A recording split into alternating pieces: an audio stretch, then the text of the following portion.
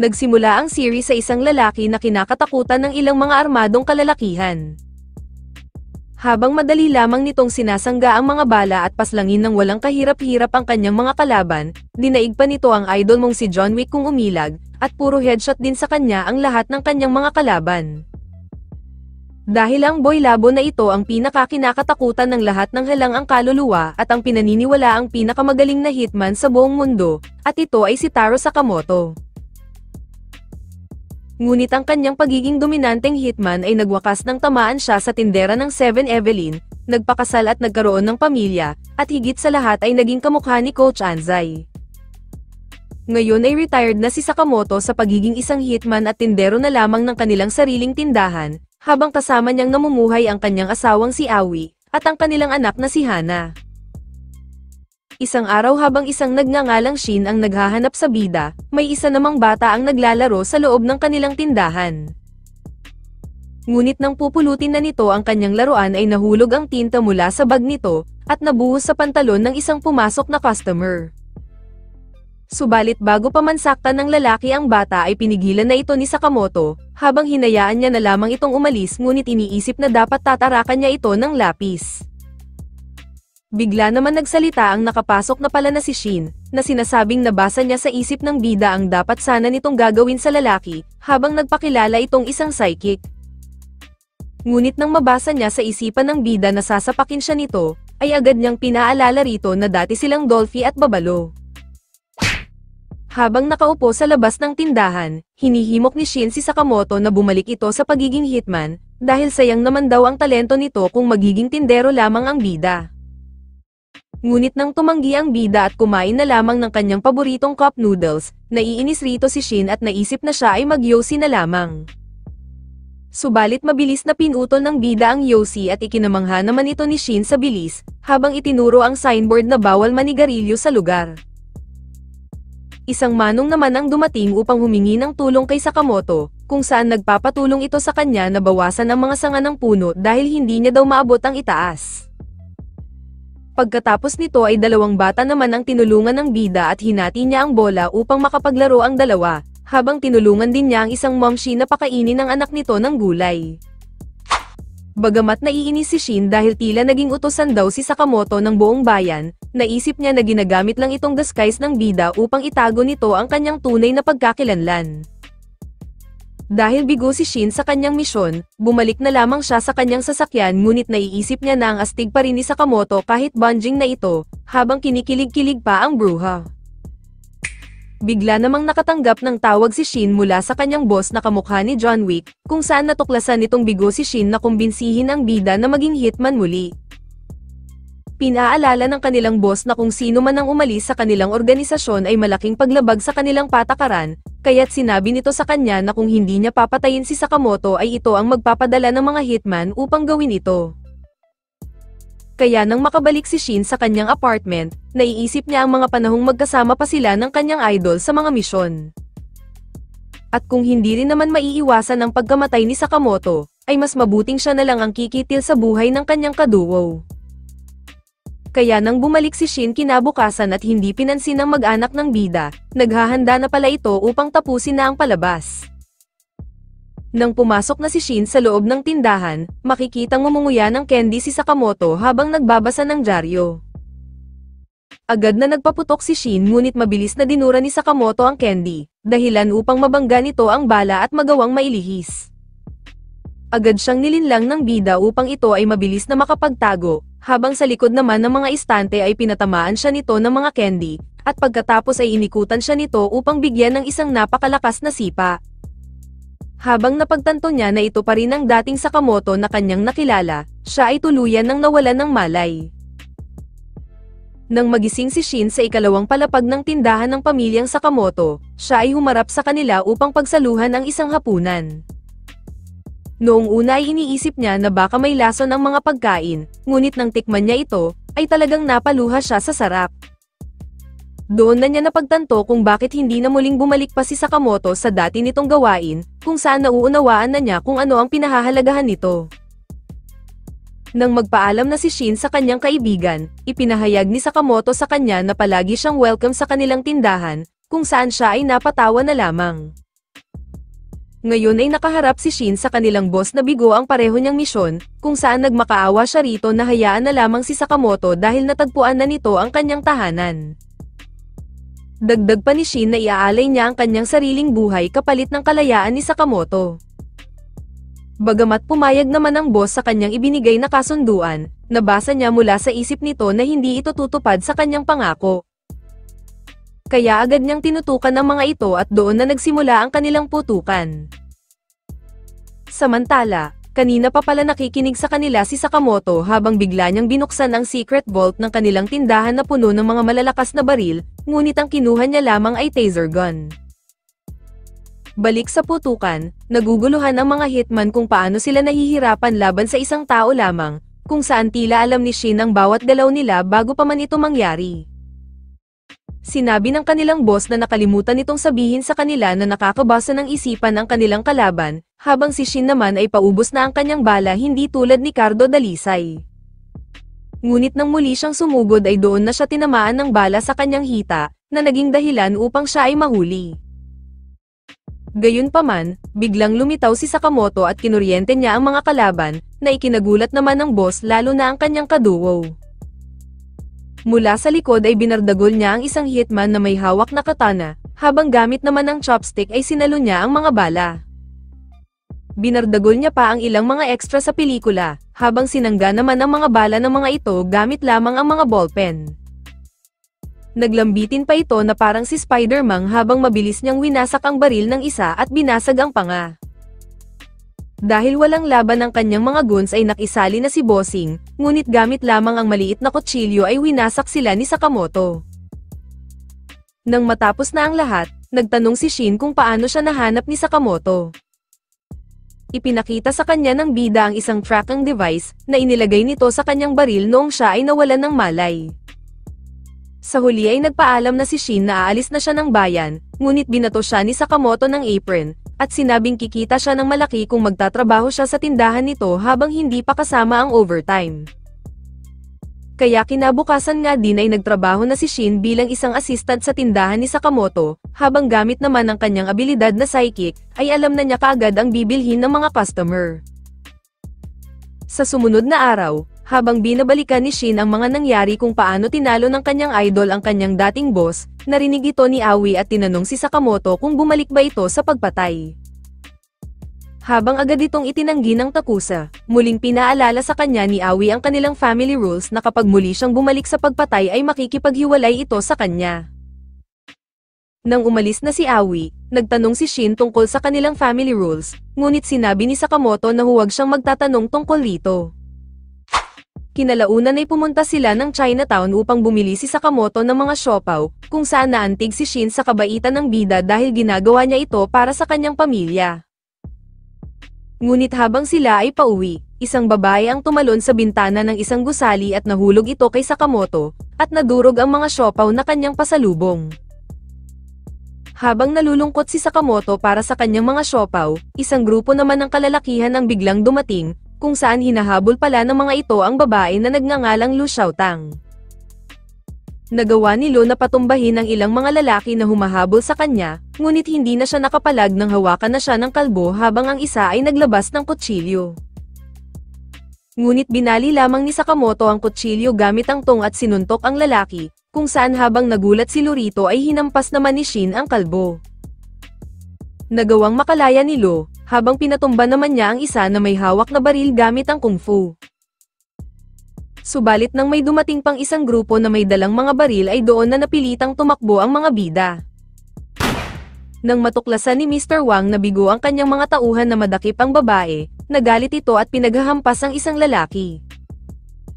Ngunit nang tumayo ito ay bigla na lamang itong pinugutan ng ulo ng isang assassin na nagngangalang Bako, habang kasama nito ang kanyang kapatid na si Sonhee. Inutusan ni Mr. Wang ang magkapatid na hanapin si Lu dahil dala-dala nito ang isang susi, kung saan ito ang magiging susi upang pagharian niya ang black market. Habang nagpapakalayo ang mga bida, ibinunyag ni Lu na bahagi siya ng isang kilalang triad family, at ang mga lalaking humahabol sa kanya ay pakay ang susi sa nakatagong safe ng kanyang pamilya. Kwinento ni Lo na ipinaglaban ito ng kanyang mga magulang hanggang kamatayan, kaya't nararapat lamang para sa kanya na pangalagaan ito. Ngunit kahit malayo sa topic, tinanong ni Sakamoto si Lo kung marunong ba itong gumawa ng siopaw. Nang kumpirmahin nga ito ni Lo, nagdesisyon si Sakamoto na tutulungan nila ang babae sa mga humahabol rito, ngunit kapalit nito ay gagawa ito ng siopaw para sa kanila. Subalit biglang naramdaman ni Shin ang pagdating ni Bako na sinipa ang matabang mukha ng bida at tumilapon sa isang gusali, habang kasama din ang kapatid nitong si Sonhee. Ipinaliwanag ni Lo kay Shin na ang dalawa ay isang magkapatid na asasin, kung saan habi ng mga ito ang pagpatay at inuuwi ang ulo ng kanilang mga target upang iguhit. Nang inatake ni Shin si Sonhee, sinabi niya rito na baguhan lang sila kung iniisip nilang patay na ang kanyang idol, kung saan lumitaw nga ito at binatukan ang kalbong Bako, na naging dahilan upang bumagsak sila sa ilalim ng rooftop. Sinabi ni Bako na malakas pala ang kanilang kalaban, habang si Sonhee naman ay sinabing ibigay ni Lo ang susi kapalit ng maganda nitong kamatayan.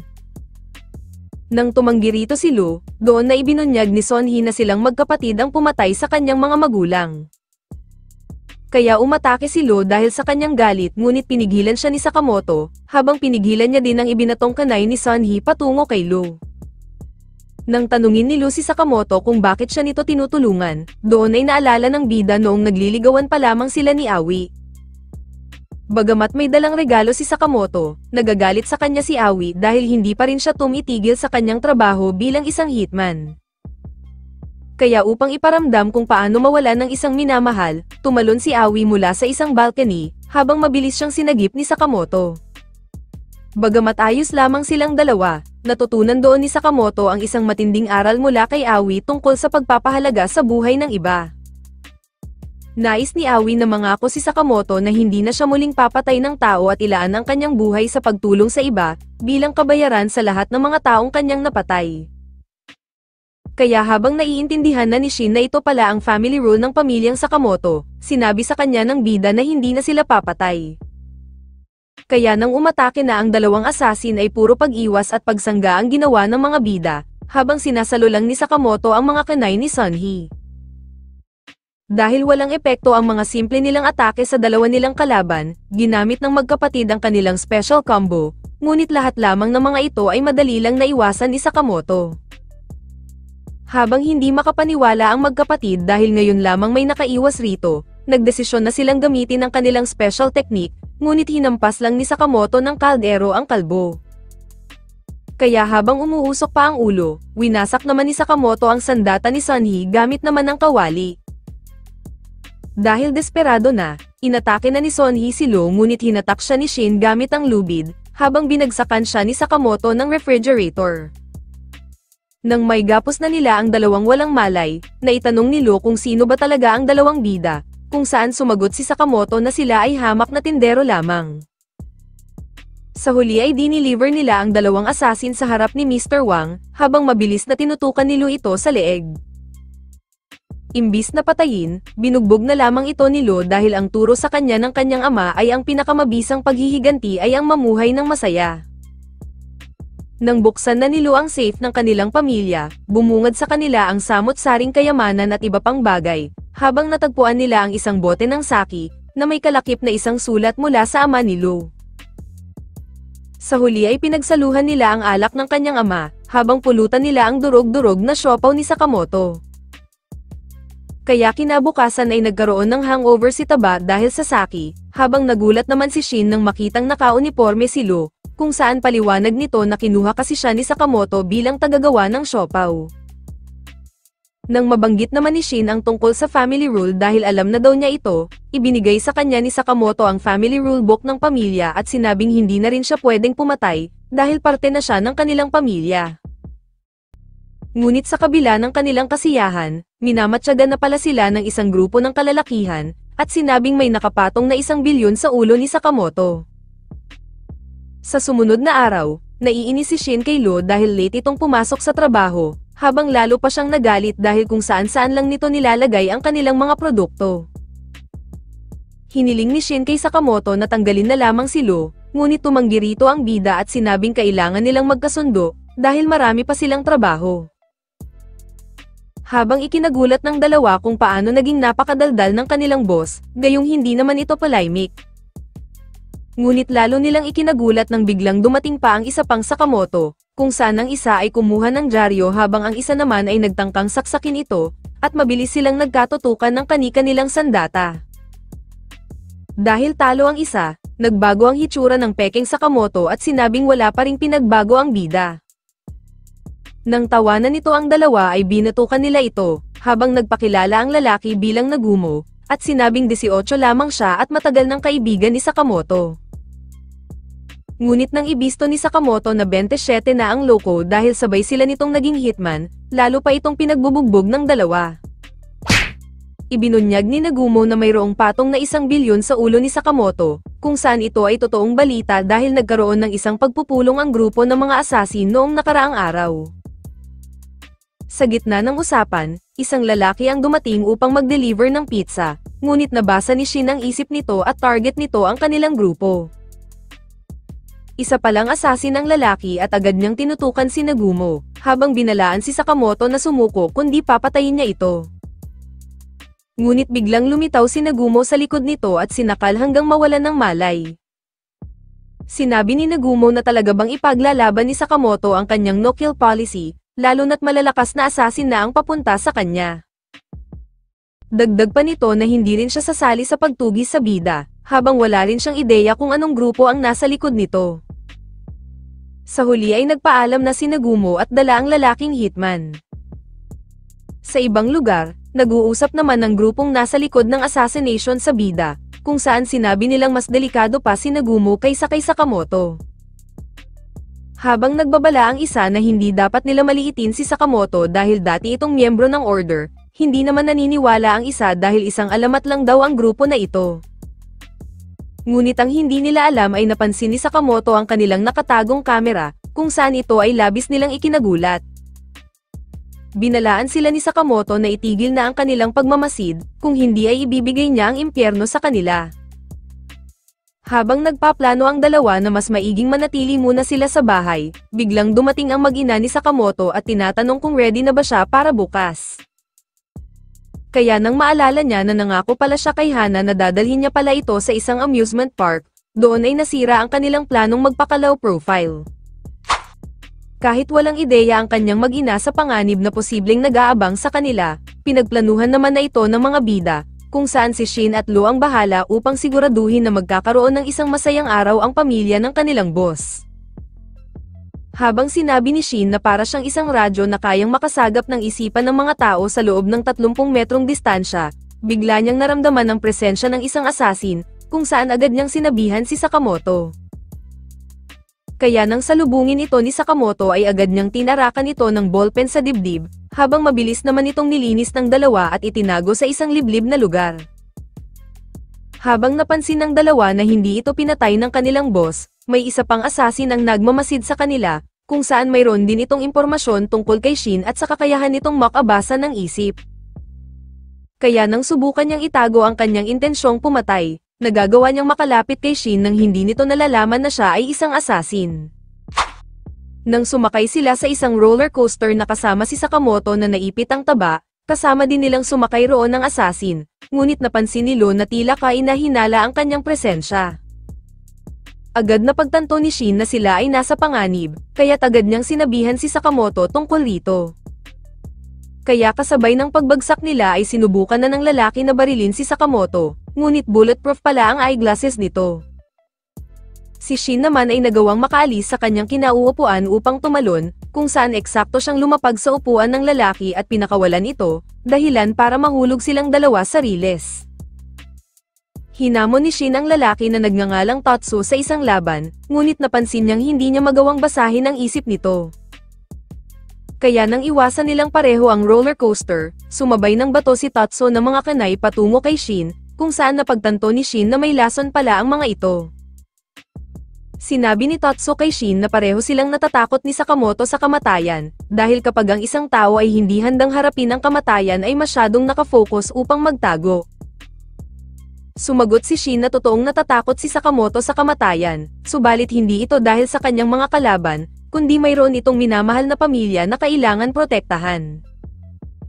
Nang muling bumalik ang roller coaster, sinadya ni Shin na umangkas rito upang mahablat niya si Tatsu sa ere, habang doon na sila muling naglaban. Habang nag-iisip si Shin kung paano ito tatalunin, bigla niyang narinig si Hana, kung saan sa tamang tiyempo ay tinulak niya si Tatsu sa labas ng tren, habang nahulog silang dalawa kung saan ginaganap ang isang stage play. Doon ay mabilis na nagbihis si Shin gamit ang isang mascot, kung saan agad niyang sinuntok si Tatsu. Habang akala ng mga manunood ay parte pa rin ito ng palabas, makikitang naroon din ang pamilya ni Sakamoto na masayang nanunood. Nang muling maglaban ang dalawa, nagtataka si Tatsu kung paanong nagagawa pang makalaban ni Shin gayong nanlalabo na ang mga mata nito dahil sa lason, ngunit ang hindi niya alam, ay tinutulungan ito ni Sakamoto sa pamamagitan ng pagsasabi sa isip kung ano ang dapat nitong gawin. Kaya nang mapansin ni Tatsu na nakapikit pala si Shin, inutusan na ito ni Sakamoto na tapusin na ang laban, kung saan doon ay nagpakawala si Shin ng isang malakas na sipa sa assassin na nawalan ng malay. Sa huli ay natuwa ang mga manunood dahil sa tagumpay ng kanilang paboritong mascot. Matapos gamutin ni Lo ng eye drop antidote si Shin na galing kay Tatsu, tinanong nila ito kung anong grupo ang nag-utos rito. Ngunit nang ayaw nitong sabihin, tinusok ito ni Lo gamit ang kanay nitong may lason, habang nagbanta na itatapon niya ang antidote kung hindi ito magsasalita. Kaya napaamin ito na binayaran siya ng isang ahensya ng mga assassin na nagngangalang Dandenkai Group, kung saan isa lamang siyang part-time roon at walang balak ibigay ang kanyang katapatan sa kanila. Natuklasan din nila na si Tatsu ay miyembro din ng Japanese Association of Assassins, na ayon kay Shin na isa itong propesyonal na organisasyon ng mga hitman, kung saan siya at si Sakamoto ay dating miyembro nito. Tinanong naman ni Tatsu si Sakamoto kung totoo bang isa siyang dating miyembro ng order, ngunit hindi ito nasagot ng bida dahil biglang dumating ang mag-ina nito. Habang hindi naman pinansin nila Aoi ang nakataling Tatsu dahil sa paliwanag ni Shin na isa itong artistang nagpa-practice ng kanyang act, iniwan na nila ito habang natuklasan niya na wala siyang balak patayin ng mga bida, dahil narito ang mga ito upang mag-enjoy. Bumalik pa si Hana upang bigyan ng band-aid si Tatsu, ngunit habang papalayo ang mga bida ay may nakatago palang kanay ang lalaki, at nagdesisyon na lamang na umuwi. Habang siya ay naghuhugas ng kamay, doon ay nakita niya ang isang lalaki habang mabilis naman siyang pinabagsak ng isang manyak na babae. Ngunit sinigawan ito ng lalaki dahil ito daw ay nakabakaka, at sinabing huwag kalimutan na siya ay isang babaeng kagalang-galang. Habang lumalabas na kasamahan pala ang mga ito ni Tatsu, sinabi ng mga ito na naroon sila upang tapusin ang kanyang trabaho, habang naalala pa ng lalaki noong bigyan siya ni Sakamoto ng peklat. Iniisip ni Tatsu na walang laban rito sina Sakamoto, dahil ang tandem ni Boiled at Obiguro, ang pinaka-brutal na power duo ng Dandenkai. Samantala, habang pinag-uusapan naman ng mga bida na dahil masyadong delikado ang sitwasyon ay mas mabuting umuwi na lamang sila. Ngunit nang biglang dumating si Aoi at nag-iisip na tila may tinatago sila sa kanya, agad na gumawa ang tatlo ng kani-kanilang alibay. Buti na lamang ay naniwala sa kanila si Aoi, kaya't nagpatuloy sila sa pagsakay sa iba't ibang rides buong maghapon. Ngunit bago sila umuwi ay nais muna ni Aoi na dumaan muna sila sa isang haunted hospital, kung saan doon ay uminom muna si Lo ng kanyang anti-anxiety meds upang pakalmahin ang sarili. Subalit ang hindi nila alam ay palihim pala silang minamanmanan ng dalawang assassin, at naghihintay ng tamang pagkakataon upang umatake. Habang nasisiyahan ang mag-ina dahil sa mga nakakatakot na bagay sa paligid, isang assassin ang sumubok na umatake sa kanila ngunit mabilis itong niligpit ni Sakamoto, kung saan inakala tuloy ni Hana na isa iyong nanigas na zombie. Samantala, habang patuloy pa rin silang minamanmanan ng dalawang assassin, excited si Obiguro na makalaban si Sakamoto, ngunit okay lang din sa kanya na ipaubaya ito kay Boiled, dahil espesyal na kaibigan nito ang bida. Hindi ito nagustuhan ni Boiled at sinabing hindi niya itinuturing na kaibigan si Sakamoto, kaya't napakwento siya noong nagtitraining pa lang silang dalawa ng bida bilang mga assassin. Nabalitaan kasi noon ni Boiled na magaling daw si Sakamoto at naisip na magkapareho sila, kaya't nais niyang bumuo ng friendship rito. Lagi nang sumunod si Boiled kay Sakamoto, hanggang sa feeling niya ay mag-best friend na sila. Ngunit nang dumating ang araw ng mga puso, maraming natatanggap noon si Sakamoto ng mga regalo dahil siya ay napakapopular sa mga babae, kung saan para kay Boyd ay hindi dapat sila sumasali rito dahil mga assassin sila. Lalo pa siyang nasaktan noong sabihin ng bida kay Nagumo na hindi siya kilala nito, kaya't simula noon ay nagkaroon na siya ng sama ng loob rito. Samantala, habang marami pang palihim na tinalo ang mga bida ng mga assassin, muling uminom si Lo ng kanyang pangpakalma, ngunit napansin ni Shin na isa pala itong alak kaya't nalasing na ang loka. Ngunit nang mapansin nila na may tila kamakalabog sa likod ng isang pinto, bigla itong binuksan ng lasing, at bumulaga sa kanila ang napakaraming artistang zombie. Sa sandaling iyon, doon na rin umatake ng palihim si Boyd kay Sakamoto, na siyang nagpalipad sa bida sa kabilang hallway. Kinamusta ni Boyd si Sakamoto at tinanong kung naaalala siya nito, ngunit itinanggi ito ng bida, kaya't nasaktan na naman siya. Samantala, matapos bugbugin ni Shin ng ilang extra, natagpuan na lamang niya ang mag-ina na wala ng malay, habang dumating naman roon si Obiguro. Ngunit bigla itong sinipa ng lasing na Lo na hindi alam ang kanyang pinaggagawa, habang sa halip naman na magalit, ay lalo pang na-excite si Obiguro. Muling sumubok na umatake si Lo, ngunit madali itong napigilan ni Obiguro habang inalag nito ang kanyang ulo, kaya't lalo tuloy nahilo ang lasing. Sa isang pitik naman ni Obiguro ay nahuli nila si Shin at naigapo sa isang lamesa, habang sinabi niya kay Lo na kailangan siya nitong tamaan kada 10 segundo, kung hindi ay magiging alaala na lamang si Shin. Ngunit nagulat sila nang umiyak si Lo dahil hindi daw nito kayang gawin. Samantala, naiinis na si Sakamoto dahil hindi siya sinasagot ni Boyd kung nasaan na ang kanyang mag-ina.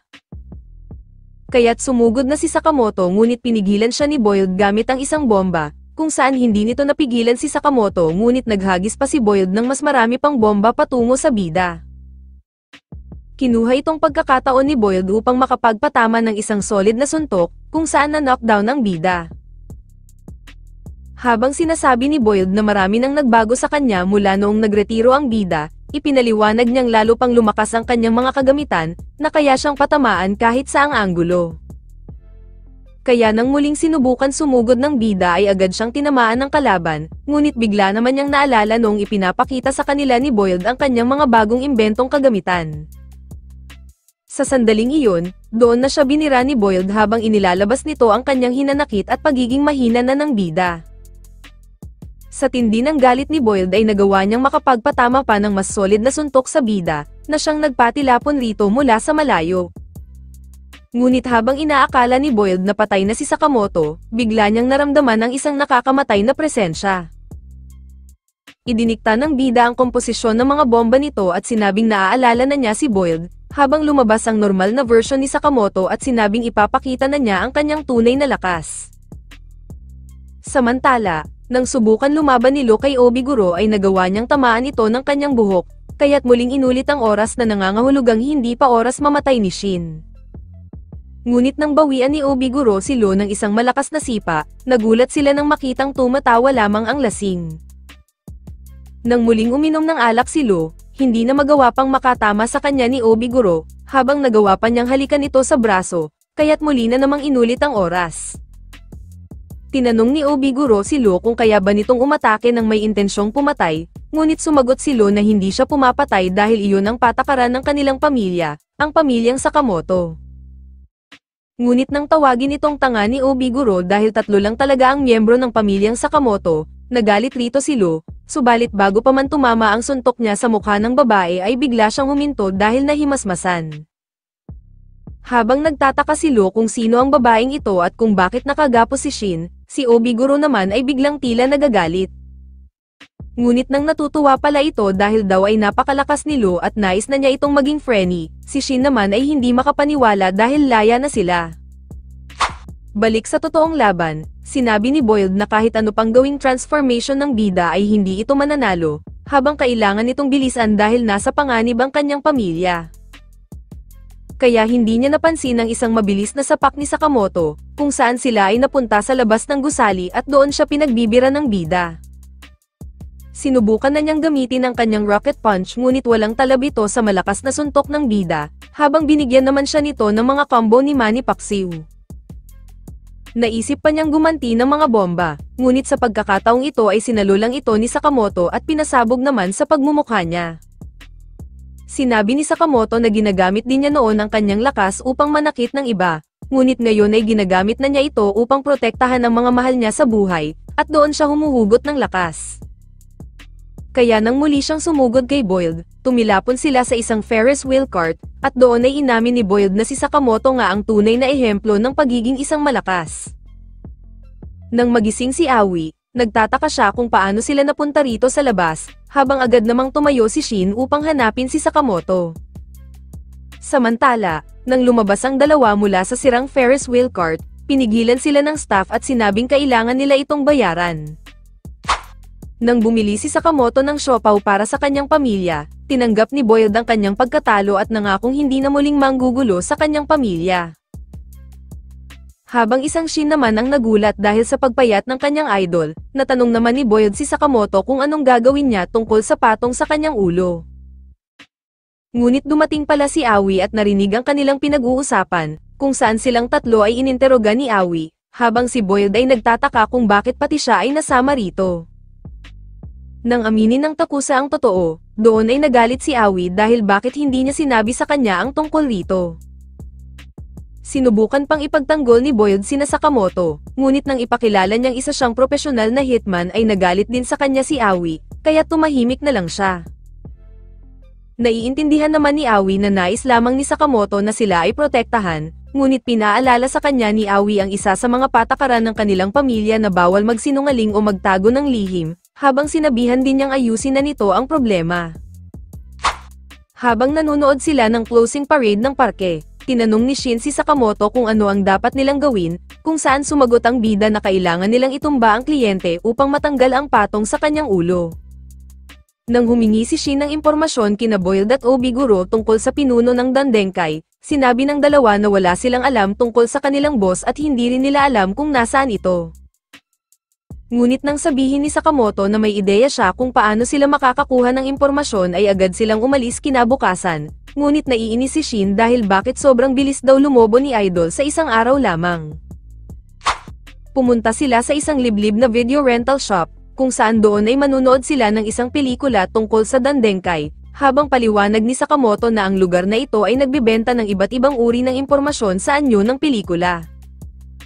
Nang simulan na nilang panoorin ng pelikula, agad na nakakuha si Shin ng ilang impormasyon tungkol sa Dandenkai, ngunit nang matapos na ito ay tinulugan lamang ito ni Idol.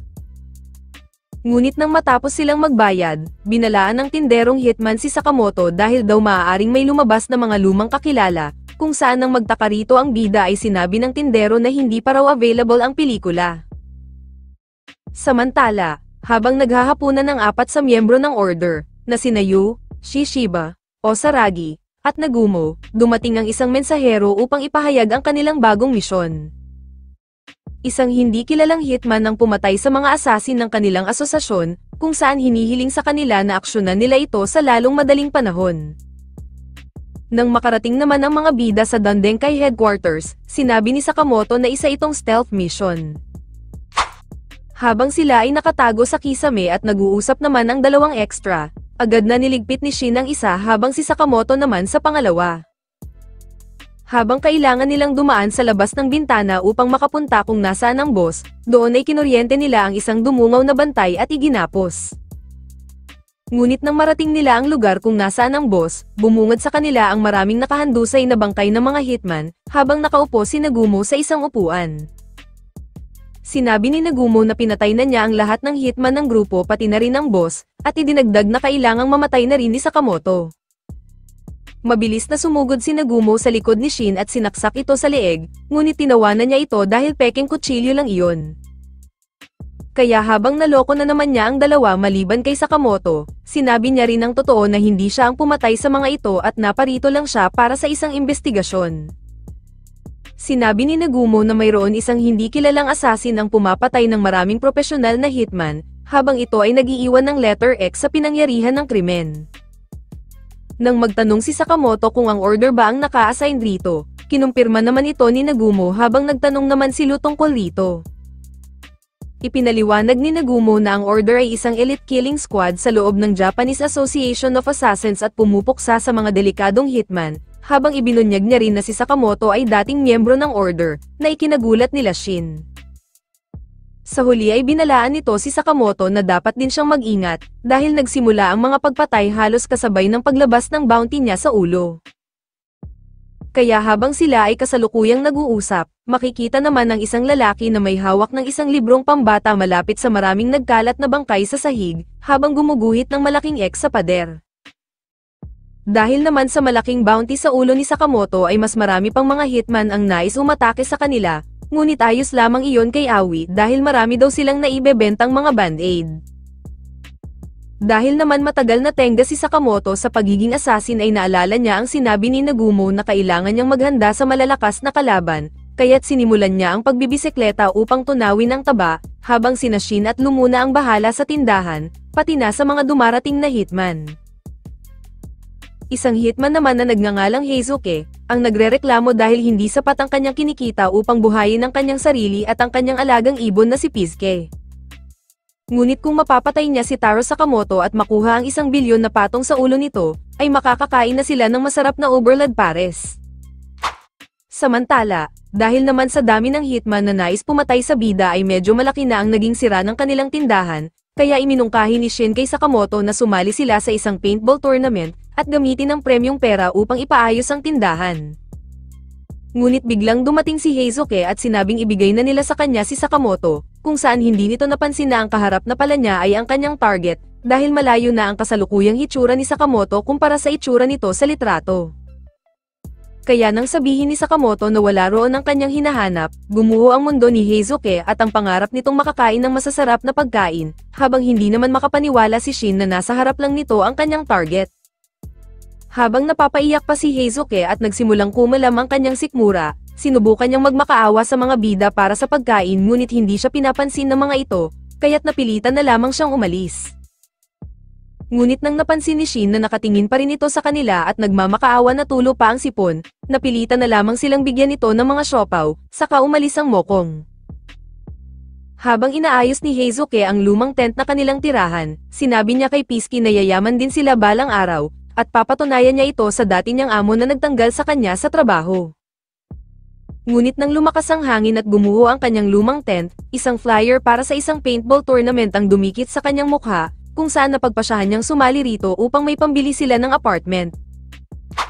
Subalit kinabukasan sa torneo, hindi siya pinayagan ng tagapamahala dahil kailangan niyang sumali bilang bahagi ng isang koponan. Kaya nang dumating din roon sina Shin at Sakamoto upang sumali sa nasabing torneo, nakita sila ni Heizuke at agad na nagmakaawa na isali siya sa kanilang grupo, kung saan wala na silang nagawa kundi isali ang mokong. Nang simulan na ang torneo, isang grupo ang pinagbabalakan na sila ngunit agad ang mga itong pinagbabaril ni Heizuke, kung saan sa bilis nito ay hindi ito kaagad napansin ni Shin. Hindi rin naman nagpahuli ang dalawang bida, kung saan parehas din nilang nabaril ang isa pang koponan na nais sanang ilaglag sila. Habang natutuwa si Heizuke dahil tila ang galing daw ng dalawa pagdating sa baril-barilan, biglang napaisip si Shin na baka nahahalata na sila nito.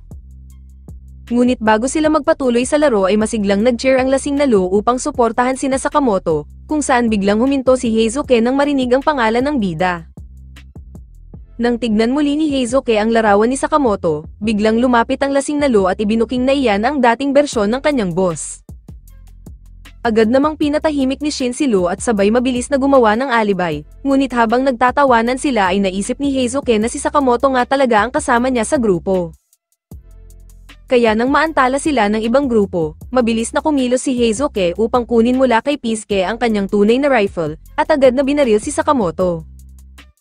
Dahil biglaan ang pangyayari, sa kamay lamang niya tinamaan si Sakamoto, ngunit mabilis siyang umalis upang kumuha ng espasyo habang ang mga bida naman ay na-corner ng ibang grupo. Sinabi ni Heizuke kay Pisuke na naging mabuti sa kanila ang grupo ni Sakamoto, ngunit iginiit niya na kailangan niyang patayin ang bida upang kilalanin siya bilang isang tunay na hitman. Matapos naman makapagtago ang mga bida, sinabi ni Sakamoto na kailangan nilang matunton ang lokasyon ni Heizuke, nang hindi nito nalalaman kung nasaan sila. Ngunit pagsilip ni Sakamoto ay muntik na siyang tamaan ng isang pabandang tira ni Heizuke, kung saan napagtanto rin nilang ginawang tila drone ni Heizuke si Pisuke upang matunton kung nasaan sila. Habang naririnig din sila ni Heizuke mula sa radio communicator na gamit nila, muli itong naghanda upang umatake gamit ang tinatawag na triple rebound bullets, kung saan bumanda-banda ito sa ibang bagay at nagawa namang maiwasan ng mga bida, lalo na ang matabang baba ni Sakamoto.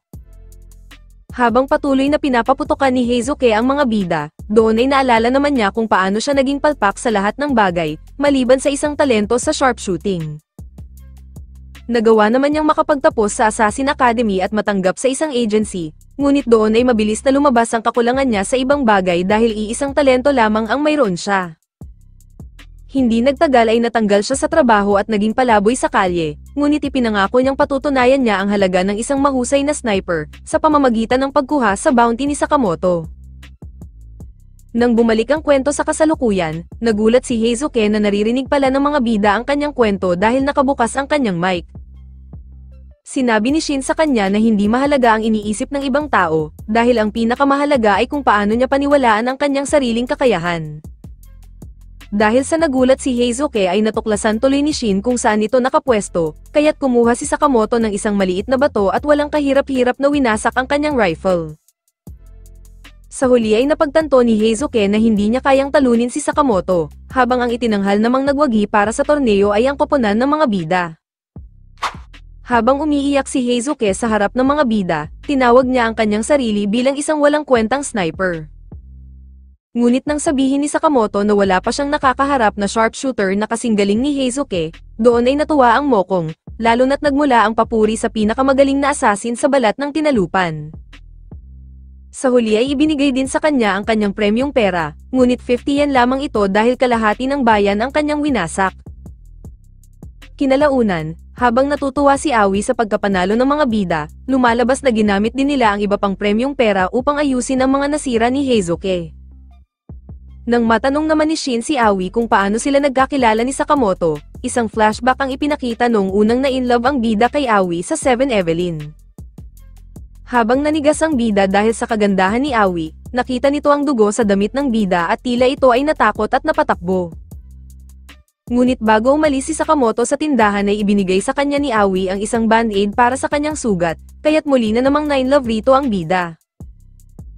Kaya habang binabasa lang pala ni Shin ang isip ni Aoi, binalaan siya ni Sakamoto na huwag kailanman babasahin ang isip ni Aoi. Sa sumunod na araw, habang sina Sakamoto at Aoi ay dumalo para sa Parents' Day sa paaralan ni Hana, sina Shin at Lu naman ang naiwan para bantayan ang tindahan. Ngunit ang dalawa ay hindi na naman magkasundo kung sino ang mamumuno sa tindahan, habang hindi na rin nila napansin na dumating pala si Heizuke upang humingi na naman ng mga siopaw. Habang naiinis si Shin dahil palaging ginagamit ni Lu ang kanyang apron tuwing ito ay naglilinis, si Lu naman ay sinabi na hindi siya komportable kay Shin dahil hindi niya alam kung kailan ito nagbabasa ng isip. Doon ay tila nasaktan si Shin sa sinabi ni Lu at ito ay napa-walk out, habang si Heizuke naman ay pinulot na lamang ang mga siopaw sa sahig. Ngunit nang mag-isa na lamang si Lu, may ilang naka-laboratory suit ang pumasok sa tindahan, kung saan nagawa siya ng mga itong kidnapin at isakay sa puting van. Habang hawak ng nagngangalang Tanaka ang litrato ni Shin, sinabi ng nagngangalang Shiba, na tila maling tao yata ang kanilang nakidnap. Ngunit sinabi ni Tanaka na siguradong si Shin ang kanilang nakuha dahil nakita niya ito kaninang suot ang name tag na nagsasabing Shin. Habang lumalabas na kaya nais nilang makuha si Shin, isang laboratorio ang gumawa ng isang eksperimento sa maraming bata upang makagawa ng isang psychic, at si Shin ang tanging naging matagumpay sa lahat ng kanilang subject. Subalit nang late ni Tanaka si Shin ay hindi na nakapagpigil si Lu at sinipa niya si Tanaka, habang ipinagtanggol niya si Shin sa mga ito. Kaya nang ibunyag ni Lu ang kanyang pangalan at hindi Shin, sinabi ni Shiba kay Tanaka na tama talaga ang kanyang hinala. Samantala, nang bumalik na si Shin sa tindahan, napansin niya na wala roon si Lu habang dumating na rin ang pamilyang Sakamoto. Sinabi ni Sakamoto na huwag siyang mag-alala dahil gamit ang nilagay niyang GPS sa mga name tag nila, ay matutunto nila ang kinaroroonan ni Lu. Kaya habang nahihibang na si Tanaka kung anong palusot ang gagawin nila, isang motorsiklo ang biglang lumapag sa tabi nila at natuwa si Tanaka dahil ito na talaga ang Shin na kanilang hinahanap. Dahil naman sa telepathy ni Shin ay natuklasan niya ng mga taga-laboratorio ang mga ito. 3 motorsiklo ang lumapag mula sa truck upang pigilan ng mga bida, ngunit madaling natalo ang isa nang gitgitin ito ni Sakamoto sa pader. Tumalon naman si Shin sa isang maliit na truck upang batuhin ng kahoy ang gulong ng isang kalaban, habang ang isa naman ay tinapos ni Sakamoto gamit ang gulong ng kanyang motorsiklo. Nang makatungtong na si Shin sa bubong ng puting van, ibinigay ni Shiba kay Tanaka ang manobela at umakyat din sa bubungan upang harapin roon si Shin. Nagulat na lamang si Shin nang bigla na lamang maging invisible si Shiba, na naging dahilan upang hindi niya makita ang ginawang atake nito. Habang nag-aalala na si Lo sa loob ng sasakyan, tumalon si Shiba patungo sa motorsiklo ni Sakamoto ngunit malupit ang instinct ng bida, subalit binutas ni Shiba ang fuel tank ng motorsiklo at saka ito sumabog. Bagamat nakabalik si Shiba sa kanilang van, naiinis sa kanya si Tanaka dahil nakalimutan niyang kunin ang kanilang pakay na si Shin. Samantala, natuklasan naman ni Sakamoto na base sa GPS tracker ay huminto ang van sa Okatabi, kung saan paliwanag ni Shin na mayroon itong isang hidden underground laboratory at doon siya lumaki. Pumunta nga ang mga bida sa Okatabi Science Museum, upang tukuyin ang hidden lab nito at mailigtas nila si Lo. Pagpasok ng dalawa sa loob ng museo, dalawang staff ang pinipilit silang kumuha ng costume ng dinosaur bilang souvenir, kung saan napagtanto ni Shin na perpekto ito para maitago ang kanilang identity. Samantala, habang dinala ni Tanaka si Lo sa underground lab ng museo, doon ay sinalubong sila ng kanilang boss na nagngangalang Kashima, kung saan agad nitong napansin na hindi tugma ang itsura ni Lo sa kanilang target. Agad namang inamin ni Shiba na mali ang kanilang nakuha, ngunit alam niya kung paano mahahanap ang totoong target, habang isinama naman si Tanaka kay Lo upang ikulong. Samantala, nahanap naman ng dalawang bida ang lihim na elevator patungo sa laboratorio, ngunit nang subukan ilagay ni Shin ang dating password ay hindi na ito tinanggap ng computer, kaya't nag-trigger dito upang atakihin sila ng defense system ng laboratorio. Madali namang sinira ng dalawang bida ang dalawang mechanical bear ng defense system ng laboratorio, ngunit hindi pa palaroon ito natatapos dahil ang sunod naman nilang haharapin ay ang mechanical fossilized T-Rex ng laboratorio. Nang muli silang atakihin ng robot, napansin ni Shin ang isang electrical device sa bungangan nito, kaya agad niya itong sinabi kay Sakamoto habang tumalon naman ng mataas ang bida, upang barilin ito gamit ang taser gun. Ngunit dahil sa nangyari ay biglang nag-reboot ang system ng robot at umabot ang lakas nito sa pinakamataas nitong antas.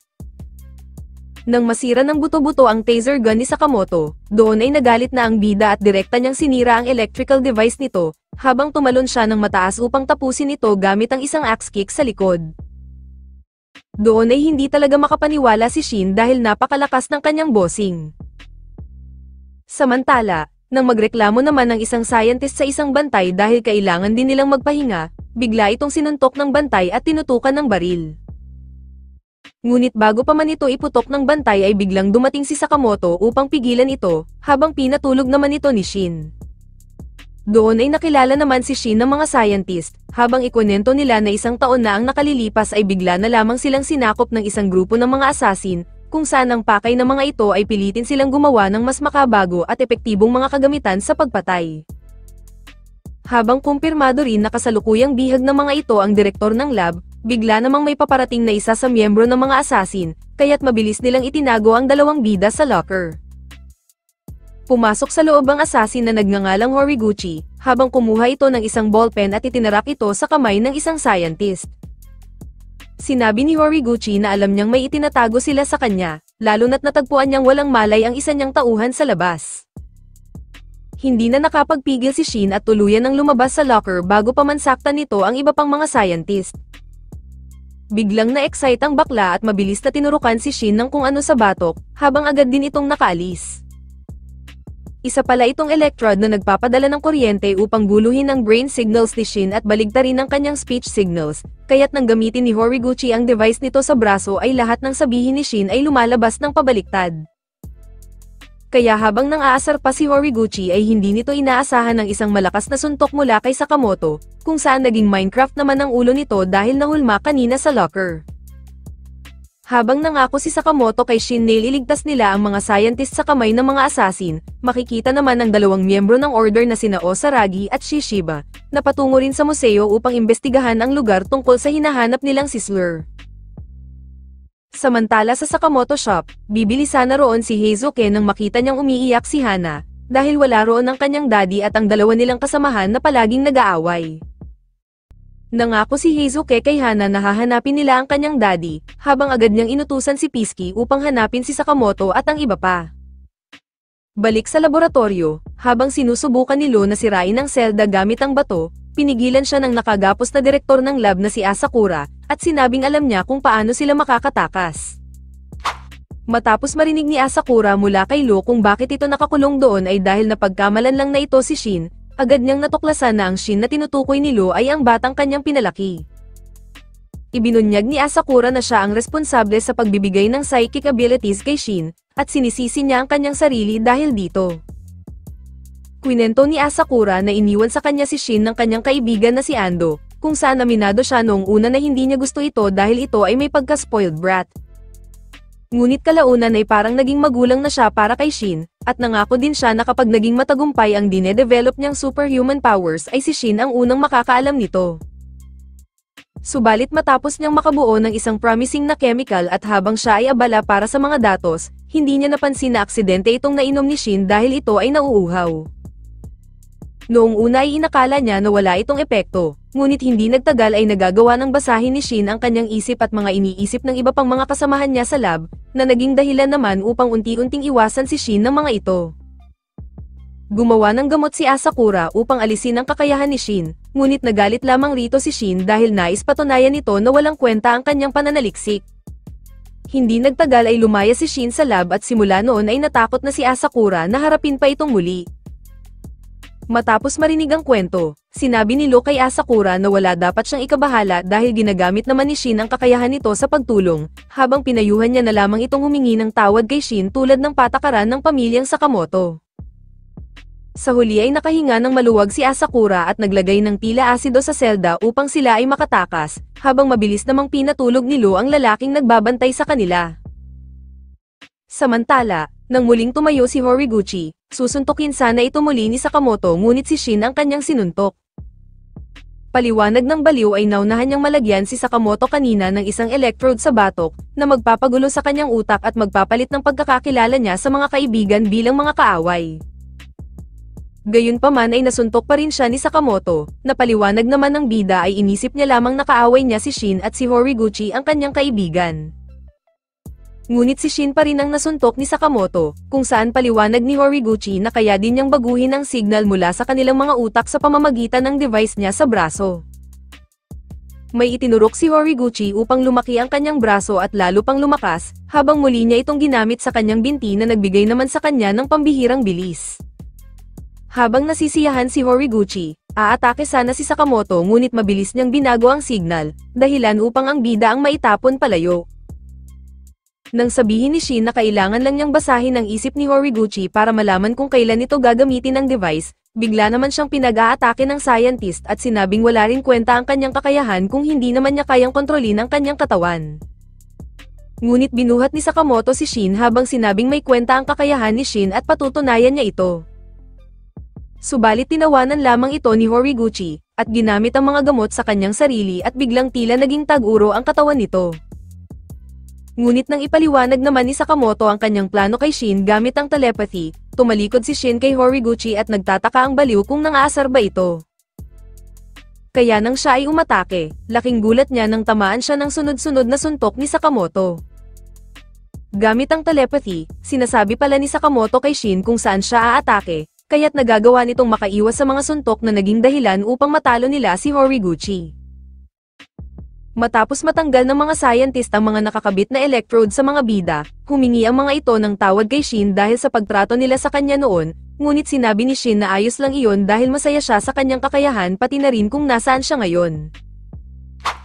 Nang magpatuloy na ang mga bida para hanapin si Lo, aksidenteng natapakan ni Sakamoto ang switch at bumukas ang isang trapdoor at nahulog siya rito. Samantala sa ikalimang palapag ng basement, kasama ni Kishima ang kanyang dalawang alalay na sina Onigahara at Takamido, upang harapin ang nakapasok na palang sina Shishiba at Osaragi, na pinaslang ang karamihan sa kanilang bantay. Nang sabihin ni Kishima sa dalawa na wala roon ang hinahanap nilang si Slur, sinabi ni Shishiba na kahit wala roon ang kanilang hinahanap ay papatayin na rin nila si Kishima dahil sa kanyang mga krimen. Dahil doon ay agad siyang pinalibutan ni Takamido at Onigahara, ngunit bago pa man ang mga itong makagalaw ay madaling pinaslang na ni Osaragi ang mga ito. Kaya habang lumuluha ang reindeer sa nangyari sa kanyang mga tauhan, sinabi ni Kashima na pagbabayaran nila ito at sinimulan tanggalin ang isa sa mga tahi sa kanyang braso, at lumitaw ang isang bungkos ng mga patalim. Agad na nagawang sugatan ni Kashima si Shishiba, ngunit pagharap naman nito ay pinaikot ni Shishiba ang ulo nito gamit ang martilyo. Subalit nang muling ibalik ni Kashima ang kanyang ulo sa normal at ibinunyag na siya ay may artipisyal na skeleton, ay bigla namang bumagsak si Sakamoto sa kanyang likuran. Habang agad na nakilala ni Shishiba at Sakamoto ang isa't isa, si Osaragi naman na ngayon lamang nakilala ang bida ay tingin rito ay isang teddy bear. Nang marinig ni Kashima ang pangalan ng bida ay agad niyang nakilala ito bilang ang tanging taong nakasugat kay Slur, habang tinanggal niya ang iba pang tahi sa kanyang katawan, at lumitaw ang mga baril sa kanyang braso at kanyang bibig. Samantala, muli namang nakaharap ni Shin ang may invisible suit na si Shiba, kung saan sinabi nito na sumusunod lamang siya sa utos dahil kailangan niyang kumita ng malaking pera bago magretiro. Muling naging invisible si Shiba at nagawa niyang makapagpatama ng ilang atake kay Shin. Doon ay sinabi ni Shiba na tatapusin na niya ang laban, kung saan tagumpay niyang nasaksak si Shin sa tiyan at naipahid ang dugo nito sa kanyang suit. Subalit kasama pala ito sa plano ng dalawa para kahit papaano ay maging visible si Shiba, at tamaan siya ng 2 bala na tumalbog sa sahig, na nagmula naman sa dumating na si Heizuke. Doon ay agad na nakapagtago si Shiba, ngunit gamit ang pabandang tira ni Heizuke ay nagawa pa rin niyang madaplisan ito. Muling naging invisible si Shiba, ngunit dahil naririnig pa rin ni Heizuke ang mga yabag nito ay sinubukan niyang pagbabarilin ito. Ngunit sa hindi nila inaasahan, nagawang masugatan ni Shiba si Heizuke gamit ang isang bakal na binalot niya sa kanyang invisible suit. Tinapakan ni Shiba ang rifle ni Heizuke at sinabing dito na niya tatapusin ang laban, subalit nagawa pa ring magpabanda ng bala ni Heizuke at tila naputol niya ang braso ni Shiba. Ngunit itinago lang pala ito ni Shiba upang makagawa ng isang direktang atake kay Heizuke, habang sinipa pa niya ang mga natitirang bala ng bida. Subalit bago umalis ang naka-invisible suit na si Shiba, biglang dumating si Pisuke at ibinigay ang isang bala kay Heizuke, habang gumawa siya ng isang pabandang tira ngunit hindi tumama. Ngunit hindi pala si Shiba ang kanyang punteriya kundi ang smoke detector sa kisame, dahilan para maging visible siya sa tubig at magawa siyang makita ni Shin, at maibalibag sa sahig. Dahil knockout na si Shiba at hindi na kayang lumaban, ay nanalo ang dalawang mokong. Samantala, habang nagsisimula ng maglaban sina Kashima at Sakamoto, sina Shishiba at Osaragi naman ay umalis na upang hanapin si Slur. Nang makitang wala man lang gasgas si Sakamoto, muling nilabas ni Kashima ang embutido ang kanyang baril sa bibig, ngunit mabilis na kinuha ng bida ang kanyang lapis at ipinasak sa butas ng baril, kaya sa kanya ito pumutok. Samantala, habang kumikilos na ang lahat at sinalo naman ay tumatakas, nagkaroon naman ng isang malakas na pagsabog. Ipinaliwanag ito ni Kashima na kung sakaling matuntun sila ng order ay may nakahanda siyang bomba upang wasakin ang buong lugar, kasama na ang lahat ng ebidensya. Dagdag pa ni Kashima na mayroon na lamang 20 minuto upang tuluyang mawasak ang laboratorio kasama ang mga kaibigan ng bida, ngunit sinabi ni Sakamoto na 5 minuto lamang ang kailangan niya upang siya ay talunin. Dahil doon ay ipinagyabang ni Kashima na ang 70% ng kanyang katawan ay puno ng mga armas at hindi katulad ni Sakamoto na puro taba. Ngunit sinabi ni Sakamoto na mayroon rin naman siyang mga sandata, kung saan napaisip si Kashima kung ano ang mga ito. Subalit nang ilabas lang ng bida ang isang sticker, flyers at mechanical pencil, nainis rito si Kashima at pinagbabaril ang bida. Pinitik naman ni Sakamoto ang panulat ng lapis sa isang mata ni Kashima, habang binato naman niya ng sticker ang isa pang mata nito kaya't hindi nito nakita ang hagupit ng sinturon ng bida. Subalit napatanong na lamang si Sakamoto kung immortal ba si Kashima, dahil muli na naman itong tumayo habang tinatanong ang bida kung paano siya nito tatalunin. Nang maalala ni Kashima noong panahong tinanggap siya ni Slur bilang isang kasamahan nito, sinabi niya na gagawin niya ang lahat para dito habang mabilis nilang iniwasan ang dumating na tren, at agad na hinuli ang bida upang kaladkarin ito sa riles. Ngunit nagulat na lamang si Kashima nang makitang nagsusurfboard na ang bida, lalo pa nang putulin nito ang mga wire gamit lamang ang papel, at agad siya nitong ibinalibag sa pader. Pagtagos nila sa kabilang pader, sumalpok sila sa isang pampasaherong tren, kung saan nagulat pa ang mga tao nang makita si Kashima. Matapos agawin at inumin ng tumutulo lamang na tubig sa kanyang tiyan, hinanap ni Kashima si Sakamoto, ngunit dahil pumayat na ang bida ay hindi niya napansin ito at sinipa siya ng malakas. Naalala ni Kashima noong hinuhusgahan siya ng maraming tao, noong pinatay niya ang isang grupo ng kalalakihan dahil pinagtritripan ng mga ito ang isang pusa. Habang hindi niya maintindihan ang mga ito dahil para sa kanya ay ginawa na nga niya ang mabuti, bigla na lamang namatay ang mga tao at dumating si Slur na sinasabing siya ay mabuting tao, dahil kaunti lamang ang taong kayang dumihan ang kanilang mga kamay para sa ikabubuti ng iba. Inaya siya nito na kalabanin nila ang kasamaan ng magkasama, kaya't ginuhitan siya ng X gamit ang dugo bilang tanda ng pagtanggap sa kanya bilang miyembro ng grupo. Nang bumalik ang eksena sa kasalukuyan, isang matanda ang sumakay galing sa isang istasyon. Ngunit dahil nakaharang si Kishima sa priority seat ay tinulak ito ni Sakamoto upang may maupuan ang matanda. Sinamahan siya sa loob ni Sakamoto at saka pinagbubugbog hanggang lumipad siya sa kabilang bagon, habang gumanti naman siya ng ilang putok ngunit sinangga lamang ang mga ito ng bida gamit ang railings, at saka siya nito pinaghahampas. Doon ay nainis na si Kishima, kaya't nilabas niya ang isang kanyan sa kanyang tiyan at pinasabog si Sakamoto, na tumalsik naman sa kasunod na tren at ikinatuwa ng kalaban, ngunit mabilis lamang na tumakbo ang bida upang makabalik pa rin sa kanilang tren. Kaya habang iniisip na pupurihin siya ng kanyang boss dahil napatay niya ang bida, nanlaki ang kanyang mga mata nang makitang buhay pa pala ito. Doon ay natakot na si Kishima at tinanong kung bakit hindi namamatay ang bida, habang pinagbabato naman niya ang kahit ano mula sa tren kasama na ang mga matatanda, ngunit nagagawa naman ang mga itong saluhin ni Sakamoto. Kaya nang makarating sila sa sunod na istasyon, doon na sinuntok ni Sakamoto si Kishima palabas ng tren at sinundan niya ito ng malakas na sipa, na siyang tuluyang nakapagpawala ng malay rito. Tinawagan ni Sakamoto si Shin upang sabihin na nailigpit na niya ang boss, habang binalaan niya rin ito tungkol sa bomba. Samantala, habang gumuguho na ang laboratorio, malalaglagan sana si Lo ng debris, buti na lamang ay nagawa siyang mailigtas ni Shin sa tamang oras. Agad na humingi ng tawad si Lo kay Shin sa kanyang nagawa at nasabi, habang sinabi naman ni Shin na okay na siya ngayon at humingi rin siya ng tawad kay Lo sa kanyang inasal. Muli namang nagkita roon sina Shin at Asakura, ngunit agad na naputol ang kanilang reunion nang maalala niyang guguho na ang buong lab sa loob ng 15 minuto. Tutukuyin na sana nila ang daang palabas, ngunit nabasa ni Shin mula sa kanyang isip na may iba pang tao na natrap sa mismong palapag na kinaroroonan nila, kaya't nagpa siya muna silang maghiwalay upang iligtas ang mga ito.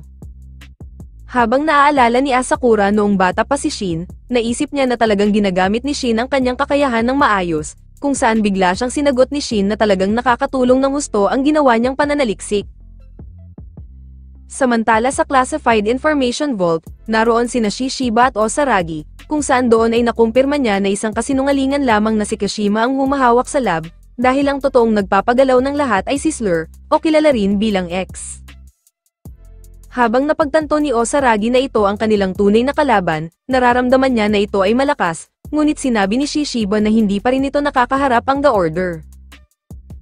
Samantala, habang patuloy na naghahanap sina Shin at Asakura ng iba pang taong maililigtas, may napansin siyang isang lalaki sa di kalayuan, ngunit bigla na lamang niyang naramdaman ang sobrang takot at ang pakiramdam ng kamatayan. Ito pala ang malakas na assassin na si Slur, kung saan lumagpas lamang ito sa kanya habang ipinapaabot nito ang kanyang pagbati kay Sakamoto, at bigla na lamang nawala. Paglabas ni Shin sa Science Museum, doon ay sinalubong siya ng mga scientist na kanilang mga niligtas, kung saan nabasa niya mula sa isip ng mga ito ang taus-pusong pasasalamat sa pagsagip nila sa kanila. Matapos magpasalamat ni Asakura kay Sakamoto at humiling na sila na ang bahala kay Shin, umuwi na ang mga bida at nagsalo sila para sa isang hapunan, habang kapansin-pansin na ang bilis maging bonding ng bida. At dito muna nagtatapos ang ating recap. Like and share naman dyan. Maraming salamat sa palaging panonood.